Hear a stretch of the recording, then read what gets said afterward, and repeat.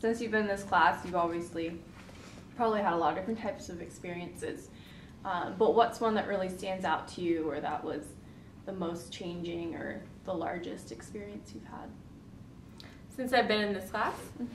I think that for me, the most powerful part of this class, besides getting to meet with all the students and form those actual relationships, is the reflective process, the actual writing, and thinking about, you know, how I interact with people and how I got to be where I am and how the whole kind of system works, and like how I fit into that, and how I don't know, I find that part really fascinating, reflecting on, you know, how the criminal justice system just operates. Is just something I never really thought in-depthly about before, and I think that it's powerful because it's really motivating. It's really motivating to be able to, because you often get that feeling that something is just not quite right, but until you like delve into the academic context of it, you don't really understand, you know, exactly where. And I think being able to pinpoint what exactly is wrong has given me motivation to, you know,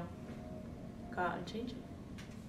Why did you take this class in the first place? I took this class in the first place because it looked like the most interesting class available. I think that, I don't know, I'm always trying to take classes that take you beyond the classroom. I mean, I like sitting in classrooms and learning and stuff, and I think that, you know, when you have a great professor, it can be really, I mean, you can learn a lot of great stuff, but I think that classes that, you know, take you out and give you opportunities to meet new people and actually get involved are so much more powerful. They're much more powerful to me in my education, because I feel like you learn a lot better when you have those more interactive experiential learning experiences. But I also just think it's better for everyone, the whole community as a whole, and for all the students to get to do that and to get to meet new people. Claudia reminded me of what my actual big aha moment was, and it was that Saturday.